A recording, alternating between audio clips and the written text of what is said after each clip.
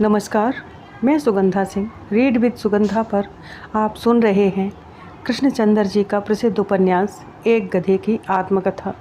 आइए सुनते हैं उसका भाग 2। उन दिनों दिल्ली चलो का नारा प्रत्येक छोटे बड़े व्यक्ति की जुबान पर था और एक तरह से मैं भी इसी नारे से प्रभावित होकर दिल्ली जा रहा था, परंतु यह मालूम न था कि रास्ते में क्या विपत्ति आई गई। रास्ते में एक स्थान पर मैंने देखा एक मुसलमान बढ़ई सरई दाढ़ी रखे हुए, एक छोटी सी गठरी बगल में दबाए, एक छोटे से गांव से भागकर सड़क पर आ रहा था।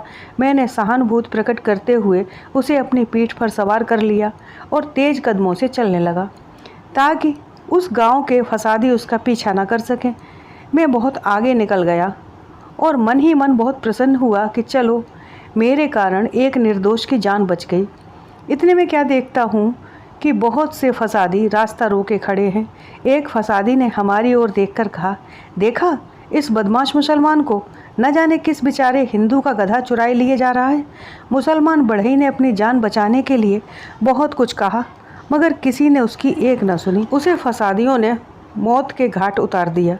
मुझे एक फसादी ने बांध लिया और अपने घर की ओर ले चला। जब हम आगे बढ़े तो रास्ते में मुसलमानों के कुछ गांव पड़ते थे। यहाँ पर कुछ एक दूसरी ओर के फसादी आगे बढ़े।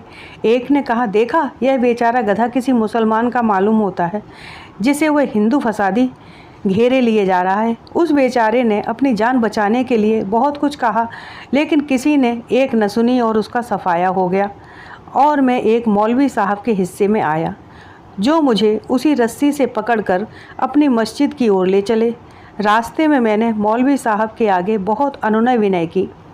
मैं, हजरत मुझे छोड़ दीजिए। मौलवी, यह कैसे हो सकता है, तुम माले गनीमत हो। मैं, हुजूर माले गनीमत नहीं हूँ, गनीमत यह है कि मैं एक गधा हूँ, वरना अब तक मारा गया होता। मौलवी, अच्छा यह बताओ तुम हिंदू हो या मुसलमान, फिर हम फैसला करेंगे। मैं, हुजूर न मैं हिंदू हूँ न मुसलमान, मैं तो बस एक गधा हूँ और गधे का कोई मजहब नहीं होता। मौलवी, मेरे सवाल का ठीक ठीक जवाब दो। मैं, ठीक ही तो कह रहा हूँ, एक मुसलमान या हिंदू तो गधा हो सकता है लेकिन एक गधा मुसलमान या हिंदू नहीं हो सकता। मौलवी, तू बहुत बदमाश मालूम होता है, हम घर जाकर तुझे ठीक करेंगे। मौलवी साहब ने मुझे मस्जिद के बाहर एक खूंटे से बांध दिया और स्वयं भीतर चले गए। मैंने मौका गनीमत जाना और रस्सी तोड़कर वहाँ से निकल भागा। ऐसा भागा कि मीलों तक पीछे मुड़कर नहीं देखा। अब मैंने यह निश्चय कर लिया था कि इन संकीर्ण हृदय व्यक्तियों के झगड़े से एक गधे का क्या संबंध।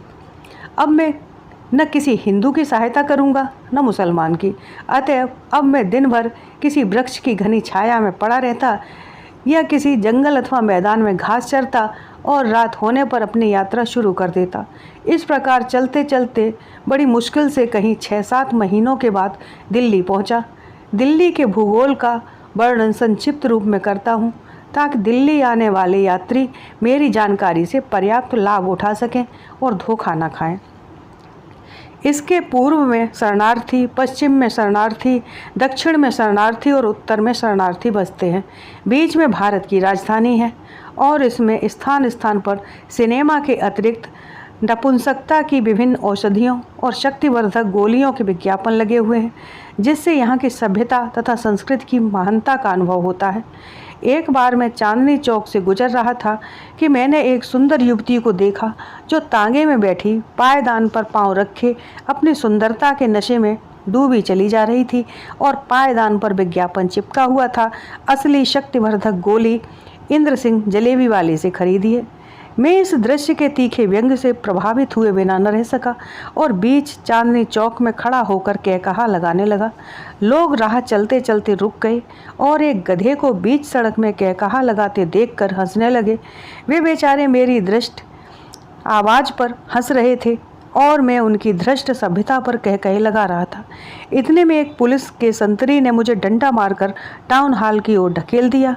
इन लोगों को मालूम नहीं कि कभी कभी गधे भी इंसानों पर हंस सकते हैं। दिल्ली में आने वालों को यह याद रखना चाहिए कि दिल्ली में प्रवेश करने के बहुत से दरवाजे हैं, दिल्ली दरवाज़ा, अजमेरी दरवाज़ा, तुर्कमान दरवाज़ा इत्यादि, परंतु आप दिल्ली में इनमें से किसी दरवाजे के रास्ते भीतर नहीं जा सकते, क्योंकि इन दरवाज़ों के भीतर प्रायः गायें, भैंसें, बैल बैठे रहते हैं या फिर पुलिस वाले चारपाइयाँ बिछाए ऊँघते रहते हैं। हाँ, इन दरवाज़ों के बाएं दाएं बहुत सी सड़कें बनी हुई हैं जिन पर चलकर आप दिल्ली में प्रवेश कर सकते हैं। अंग्रेज़ों ने दिल्ली से भी एक इंडिया गेट बनाया है, लेकिन इस गेट में से गुजरने का कोई रास्ता नहीं है। दरवाजे के इर्द गिर्द होकर जाना पड़ता है। संभव है दिल्ली के घरों में भी थोड़े दिनों में ऐसे दरवाजे लग जाएं, फिर लोग खिड़कियों में से कूदकर घरों में प्रवेश किया करेंगे।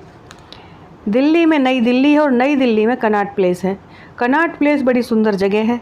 शाम के समय मैंने देखा कि लोग लोहे के गधों पर सवार होकर इनकी गोल सड़कों पर घूम रहे हैं।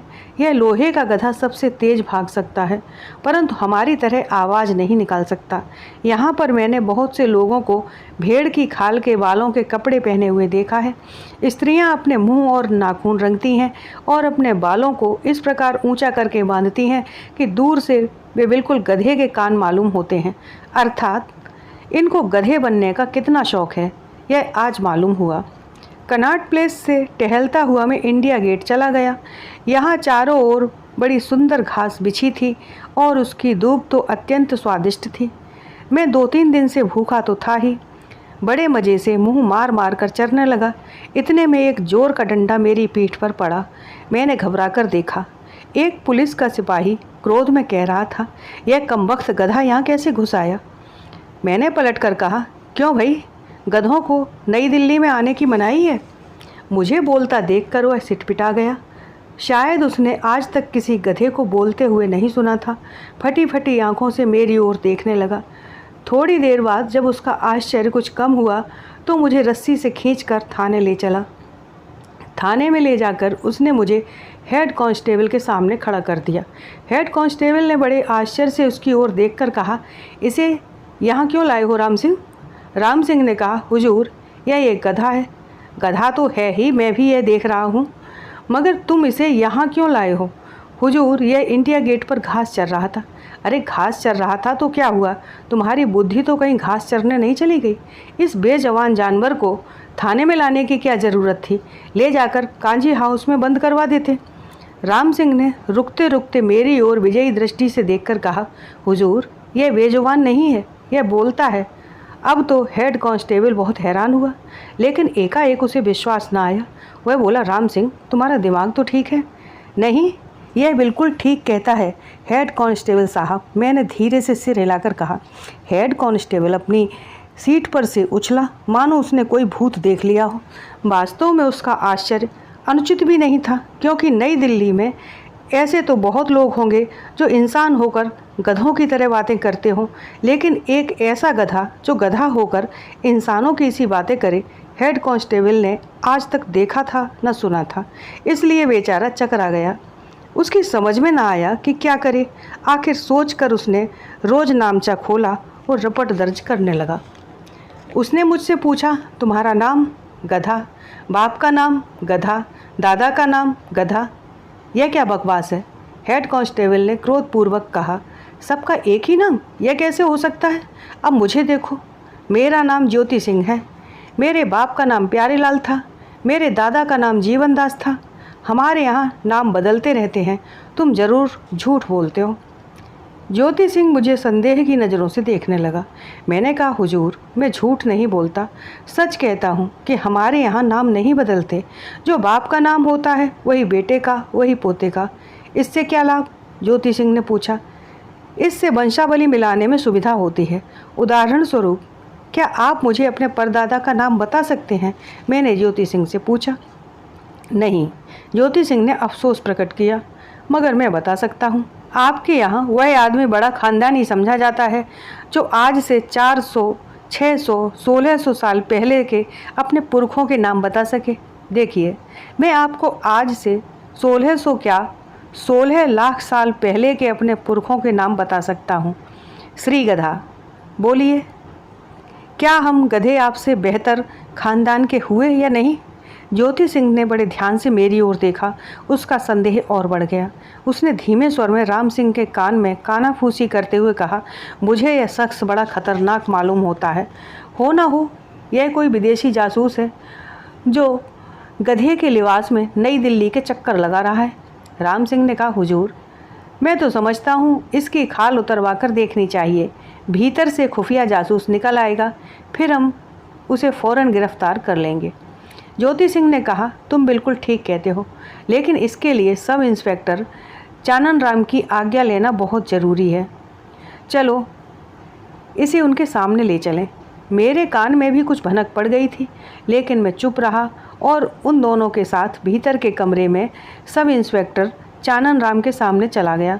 चानन राम की मूछें बिच्छू के डंकों की तरह खड़ी थीं और उसका चेहरा हर समय तमतमाया रहता था। चानन राम को आज तक किसी ने हंसते या मुस्कराते हुए नहीं देखा था, इसलिए लोग उसे एक योग्य पुलिस अफसर समझते थे। चानन राम ने उनकी पूरी बात सुनकर मेरी ओर घूमकर देखा और कहा, तो तुम पाकिस्तान के जासूस हो? मैं चुप रहा। चानन राम ने जोर से मेज़ पर मुक्का मारकर कहा, समझ गया, तुम रूस के एजेंट हो। मैं फिर भी चुप रहा। चानन राम ने दांत पीसते हुए कहा, कमबख्त, बदमाश, कम्युनिस्ट, मैं तुम्हारी हड्डी पसली एक कर दूंगा, वरना जल्दी बताओ तुम कौन हो। यह कहकर चानन राम मुझे मुक्कों, लातों और ठोकरों से मारने लगा। मारते मारते जब वह बिल्कुल बेदम हो गया तो मैंने ज़ोर से एक दर्द भरी आवाज़ की। आवाज़ करते ही वह रुक गया और मेरी ओर आश्चर्य से देखकर और अत्यंत ज़ोर से ज्योति सिंह और राम सिंह की ओर देखकर बोला, अरे यह तो बिल्कुल गधा है, और तुम कहते हो यह कोई विदेशी जासूस है? तुम मुझसे मजाक करते हो? मैं अभी तुमको डिसमिस करता हूँ। राम सिंह और ज्योति सिंह दोनों भय से थर थर काँपने लगे। हाथ जोड़कर बोले, हुजूर, अभी यह बाहर के कमरे में बोल रहा था, साफ साफ बोल रहा था, बिल्कुल इंसानों की तरह। तुमने सपना देखा होगा या काम करते करते तुम्हारा दिमाग खराब हो गया होगा। जाओ इस गधे को मेरे सामने से ले जाओ और काजी हाउस में बंद कर दो। अगर 3-4 दिन में इसका मालिक ना आए तो इसे नीलाम करा देना। मैं खुशी खुशी बाहर आया। मेरी चाल काम कर गई। अगर मैं बोलता तो वे लोग निश्चय ही मेरी खाल उधेड़ कर देखते कि भीतर कौन है। इसके बाद 3-4 दिन तो क्या, 1 हफ्ते तक कोई मालिक ना आया। फिर मुझे नीलाम कर दिया गया। अब के मुझे रामू धोबी ने खरीद लिया, जो जमुना पार कृष्णनगर में रहता था।